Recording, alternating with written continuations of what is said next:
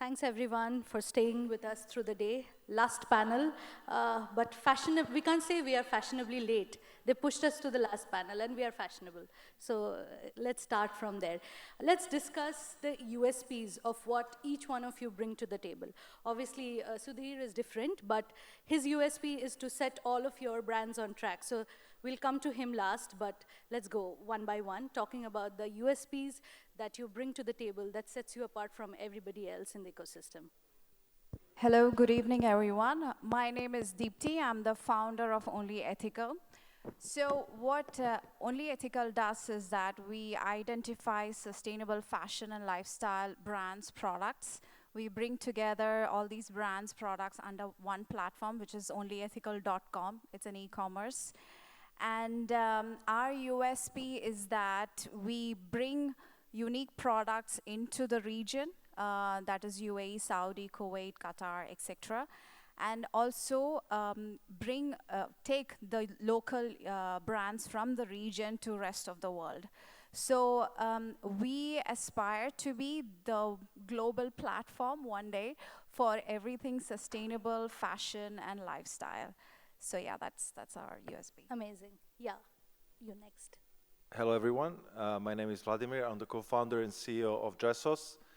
Dressos is an e-commerce fashion platform that delivers personalized outfits both for men and women in a form of premium box where people basically get personalized outfits, and we also consider obviously their preferences in terms of style, budget, and brands they like, and we offer them that personalized experience. We obviously strive to be a global platform. We are offering and focusing now more on AI part of the platform, where we would like to scale our business and offer an instant outfit based on preferences and data that we collect from our consumers. Thank you. Hi everyone, my name is Abdullah and I'm the founder and CEO of Kolish. Kolish is a fragrance brand, and the USP is that we highlight the brand as a affordable luxury fragrance brand. We follow the concept of minimalism. The product looks simple, the fragrances are good, therefore it's a universal product. So fragrances that aligns with any personality, any house, any kind of aesthetics, it goes well with that minimalistic concept. Yeah, Deepika. Good evening, everyone. My name is Deepika. I'm the founder of JumeirahRoad.com. It's a homegrown brand which started as an online store, and now we have a retail setup as well. So the idea to set up the business was to showcase products and designs which were based on three principles: handmade, upcycled, or sustainable. And that's what we've been doing for the last 8 years. Hello everyone, my name is Aditi Gautam and I head e-commerce for Zaichi. Zaichi is an athleisure brand, and what makes us stand out is our innovative use of technology. So we use smart textiles like managing the moisture, or say providing you UPF materials in the clothes that helps enhancing the performance. So I believe this tech-savvy approach is what makes us innovative, different, and a forward-thinking brand in the athleisure market. Perfect. I like the introduction. Thank you that I'm different. No, I'm one among each one of you. My name is Sudhir. Good evening, everyone. I represent Green Honchos. This company was formed 12 years back when e-commerce did not exist, and I come from India, right? But then over the years, when e-commerce wave started growing exponentially in the India market, we realized that brands what they're looking forward to is a one-stop solution for all of their requirements, keeping the customer in the center. So as Green Honchos, we are full stack when it comes to strategizing, consulting, along with implementation. So we are a full stack when it comes to tech implementation, digital marketing, and branding and marketplaces needs. So we largely work with brands at every level and help them reach to their next scale as a full stack company. Happy to be part of the panel and looking forward to the discussion. Amazing, amazing. So let's get deeper into the idea of selling fashion and lifestyle in the region. So I'll start with you, Vladimir. You are building a brand which is focused on the tomorrow, and you are taking a very customer-centric approach, a personalized approach, deriving heavily from data. So how do you do that? What goes in the making? Thank you. Well, first, let's talk about why personalization. I think that's a very important question because obviously in order to have personalization, we have to have a need, and businesses are based on customer requirements or customer needs, usually, obviously not always. And when we talk about personalization, we have a lot of reports, and one of the latest ones is from McKinsey, talking about personalization. 71% of consumers actually expect personalization when they shop online, and 67% of consumers expect to see relevant product. And what we see currently is online in general is that most of the e-commerce retailers don't really offer that, right? You get products that are not relevant to you. You receive an email with, I don't know, white or yellow shirt that is regular fit, and you don't like either yellow nor you like regular fit, right? So that is the problem. So customer has to scroll over tens of thousands of items in order to find something that is suitable for them. So what we do is we actually gather two types of data. First is zero-party data from our customers in a form of quiz. So we have around 15 to 20 questions for our customers where they tell us about their preferences, so what they like, what they don't like. We pair that with the product data about the size, the color, the price, the brand, and all these things. So we pair this data in order to deliver a personalized outfit experience. So that is really crucial and important for us. And what, in general, why does that help is this kind of personal approach actually increases the average order value, improves the retention, and increases obviously the basket size of each order. So that's data for you to plan the entire business formula. So Aditi, on the other hand, you listen to the customers and you are absolutely focused on technology to build the right product fit. So what goes in the making for you then? Okay, so we are manufacturer as well as retailer. So in the athleisure market, what we believe is setting a pace for us is prioritizing customer-focused products and highly efficient supply chain. Because we are a manufacturer, we are able to do that. Our strategy revolves around innovation and agility, so we are able to keep up with the trends and minimize our inventory risk. So if you see, one of the core factor or the key factor of success we say is our sourcing. A panel before was discussing the same issue that planning the inventory is one of the biggest thing brands face. So we are blessed with that. So we have the power to produce what customer wants precisely when they want. So that's one of the biggest thing we are able to do. Second, technology again plays a significant role in our product development. As I told, we focus a lot on our R&D because we try to have production done from smart textiles. So basically clothes which help you manage the moisture or regulate the temperature. Another part is sustainability because it's need of an hour also, and it is also one of the core values our brand believes in. And we are proud to offer sustainable collection as well. And lastly is, since world is getting digitalized as well, we are also keeping up with AI. So in our manufacturing process, you'll see robots doing all the packaging for us. So the biggest thing to conclude is sourcing is key for us, for our brand's success. Amazing. So you have the right mix of technology and obviously the way forwardness. Exactly. Yeah, so next question I was about to ask Sudhir. So Sudhir, obviously to build that correct fit brand for the customer, you need that stack going in the back end, right? Yeah. So what do you suggest to the industry, what they should actually have, like as a starter? Obviously, it's a lot of investment also to invest in technology, and then a lot of manpower also goes in building the right backend. But what can they start with? See, uh, this is what we believe as Green Honchos is um, end of the day, whether it is supply chain, whether it is technology, whether any automation is going to come in, we have to not get swayed away by what the technology has to offer. Rather, we have to keep the customer in the center. We always believe that what a brand should always look at is who are they, how many SKUs do they have. There is no point of having a fancy website which does not help the customer, because end of the day the customer has to be built for a device which fits into your palm. So there is not too much of a real estate for you to, because when you see a website on a desktop versus a mobile, the interface is very different.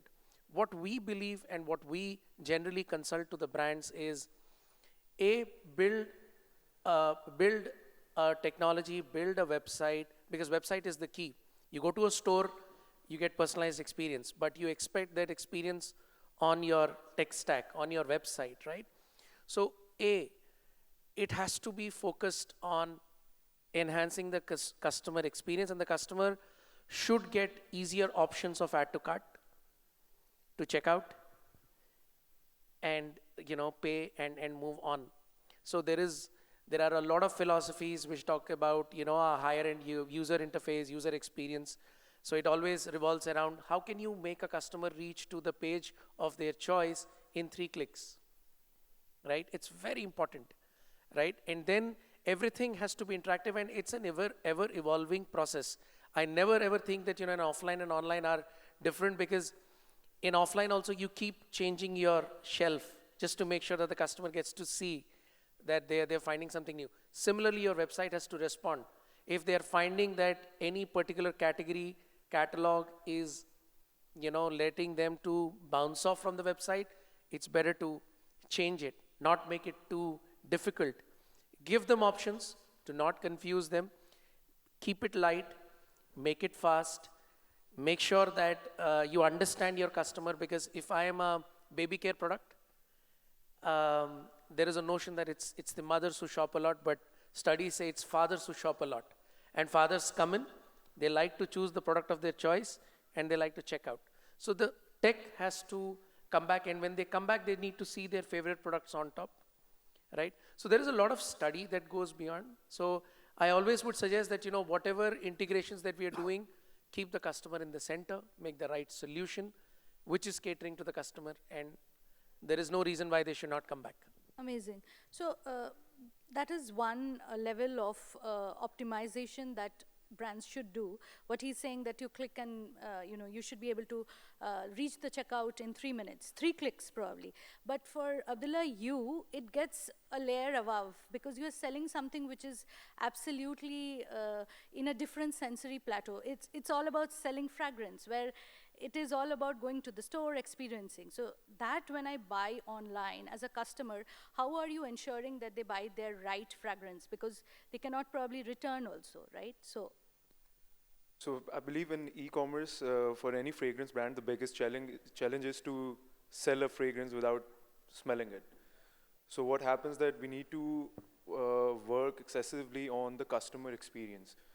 So obviously, the brand started off from Pakistan, so whatever the foundation work we did, the framework has been set over there.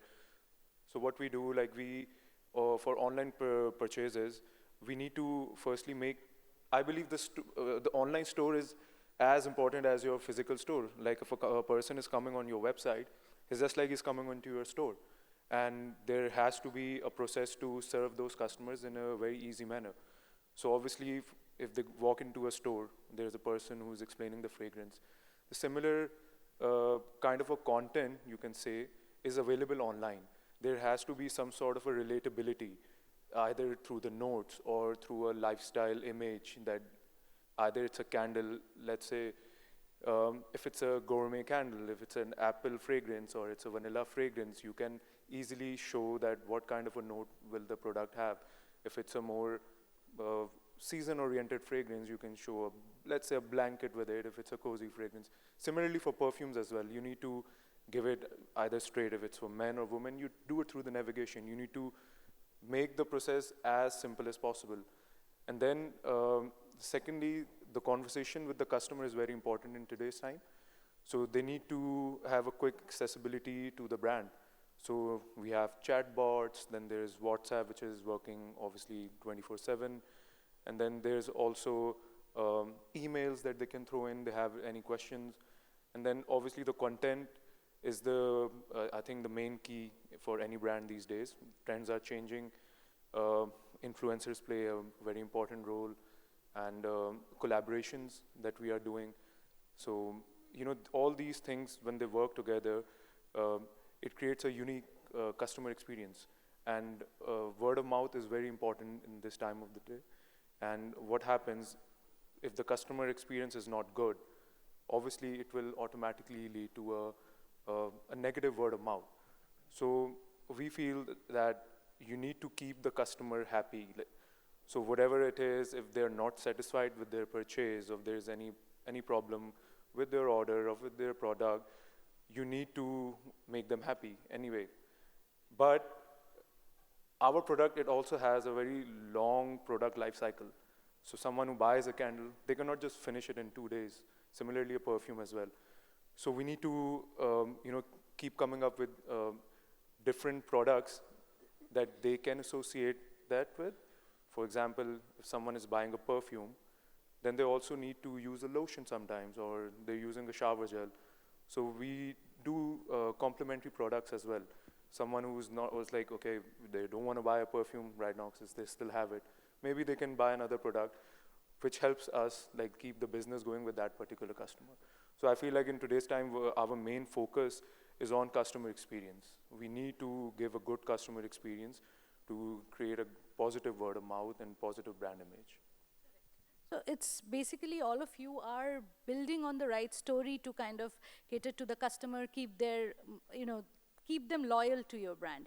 So in that same vein, I want to ask you, Deepika, so you always handpick your products, and you've been doing it for 7+ years now, and you have a brick and mortar as well. So there is a lot happening there, and you deal with a mixed bag of products. But how do you keep that surprise element going with the customers? Because it's a different challenge when you deal with so many products. All of them have their own product basket, but you have multiple brands to kind of also bring to the front. Very true, Anurima. So basically for a business like us, and I would add the word niche, for a niche business like us, curation is extremely important, right? So you need to so we are a slow fashion. We can't have 100 units of the same thing. And that's where the storytelling, that's where the uniqueness in that product comes in. And we've had a brilliant experience. So while I still always say that we are an online store, retail has taken over because of the touch and feel factor, which has become extremely important for a niche business like us. So the fact that you go scouting around brands which are then tying back to the artisans. So whether it's khadi, and everyone knows what is khadi, it's like a hand-spun cotton, but then within khadi you could have various other embroidery factors, jamdani. So it's all about education. It's all about telling a client or telling a customer who walks in, why is this each product different? And within silk, I mean, it's basically the curation, which I feel, which is very critical to a business like us, and then keeping the customer engaged, right, at the end of the day.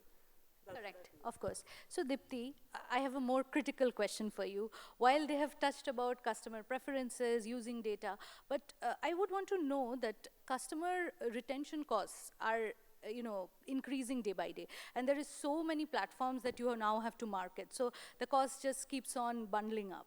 And then you cannot also not do it because acquisition is also very important. So how do you balance as a small business and obviously operating online, how do you balance between this whole strategy of acquisition, how much do I spend, and how much do I spend on retention? So how do you balance both wheels?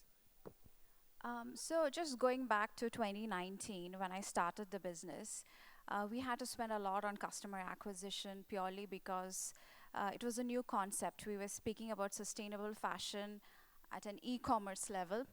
And we were also telling the clients that, see, you order from us, but you have to wait 15, 20 days because it's made only after it is placed. The whole idea behind that is to sort of control the waste that happens in the fashion industry. So back in 2019, I used to spend a lot on customer acquisition. And even today, we spend a lot, but somehow, because we have already acquired those quality customers from the beginning, and we have done that hard work of explaining and educating them what the product is about, what the process is about, and why we are doing this, and why the price point is X, because we are competing against the likes of Zara and H&M. And so we've already done a lot of work in explaining this to the customers. People understand, and they understand the quality of the product when they receive it. And I also believe that we have been able to give a certain level of customer experience. Like, for example, most of our customers are Arab-speaking audience. We have hence the reason why we have someone who's in-house doing Arabic customer service. We have an Arabic website. So we have gone to an extra length, I would say, to enhance the customer experience and make them feel more comfortable about shopping sustainable fashion products on our website. So this is one of the investments that we have done to make sure the customer retention is happening. And of course, yes, the cost of retaining customers is also increasing because I have to hire people for it, I have to hire tech for it, and also launch loyalty programs. But I truly believe that customer retention is always the best strategy to grow after you have already invested for a couple of years to acquire customers. So we are at a stage right now where we are trying to balance the two, getting smart about, doing the extra bit for the customers without cutting my legs or arms, you know what I mean, making it feasible for both of us as a customer and as a business. And at the same time, we are very strong in our communication in terms of, what we do as a company. Like, for example, we have a program called 1% for Planet, where every year we are contributing for a cause. 1% of our revenue for a cause goes for a cause. Then we also do carbon offset. So basically, when you place an order on our website, we offset the carbon footprints that is generated from the supply chain of the product. So we also, like, for example, when I started the business, we had very long travel time for the product. There were multiple legs of transportation, which was generating a lot of carbon footprints. And today we have invested in certain, I would say, a supply chain method where we've been able to cut the carbon footprints by at least 70%. So we've consciously made these changes, and we communicate this to the customers so they understand the value of shopping for the product with us. And so I think the real balance this year is to find the balance between retaining customers and customer acquisition. And after 5 years, now that we see that customers are coming back and shopping more, we are investing more on retaining these customers in terms of, improving their customer experience itself. Yeah. Correct.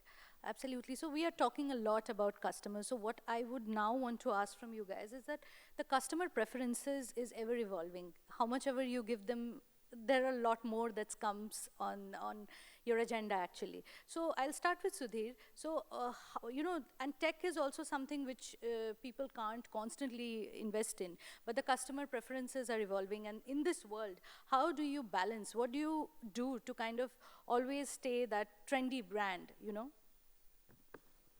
So I'll probably break this down into two parts just to keep it precise. See, as I said, these days the technology solutions have evolved. The tech stacks are efficient. They are all pre-integrated. So, if you have chosen the right tech stack and you have understood the customer, if you like to keep it relevant and keep it simple for the customer, because if, for example, athleisure brand, they know that, my target segment is not probably 70-year-olds. They are falling in a certain age range. So what is common among all of us is our content dissemination strategy, and identifying who's our customer and keeping, because if I were a fragrance brand, again, I would agree with, Tariq said, which is, it's about the experience. So how well does the perfume look like? How well it is projected, correct? Or when I talk about bespoke clothing, how am I able to communicate the relevance of a bespoke clothing, or for that matter, sustainability, correct? Is all going to be the key, because tech is just an enabler. On the tech, it's how we are communicating, how we are messaging, how we are kind of constantly evolving, because while the customer is constantly evolving, the business also has to constantly respond to the ever-evolving needs. And for that, what it needs is understanding the user behavior and engaging with the user behavior much better. Eventually this may look like a black box, but if we understand the customer very well, and if we are able to respond, then I think things look much easier. Whoever wants to take up the same question. Okay, so how we deal with preferences is, again, we also divide we segment the approach. Very key thing of focus we do is customer satisfaction and hear out our customers. So voice of customer plays a very big role in our brand. And so to give you an example, we have features like Notify Me on the website that helps us to understand what people are really liking out. So Notify Me will be activated if the product is out of stock. So we know if people are subscribing for that, that is their preference. That is the next trend they're looking out for. So all these features is one segment. Another segment is we do a lot of regional preferences. We take care, we put a lot of efforts in regional preferences. So for example, we have launched modest collection for Ramadan. So these are the two approach we generally take in terms of understanding the preferences and how to deal about it. Anyone wants to add anything? I think for fragrances as well, we do take customer preferences, considering that, it's also a very seasonal product. Certain fragrances people like to wear in certain seasons. So a lot of our launches are also planned around that time. Like if you want to work on, let's say this last year, the Pantone released a color Peach Fuzz, which was obviously all the fashion brands will take up on that color and then they'll make their collection. Similarly for fragrances, the same thing, that similar trends that follow in fashion, they also come into lifestyle as well. Packaging is being made around the similar colors because it catches the attention of the customer. So I think in fragrance industry as well, preferences are very key because it helps us with the launches and packaging and giving out the right product at the right time.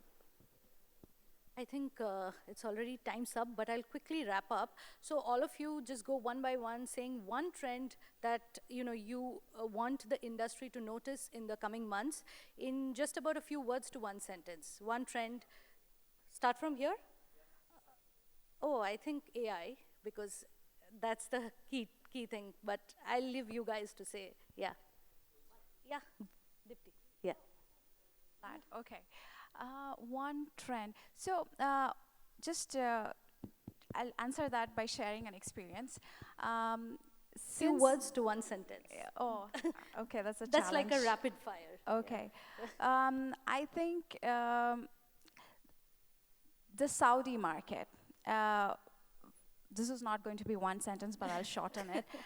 So the Saudi market is one of our biggest markets since we launched.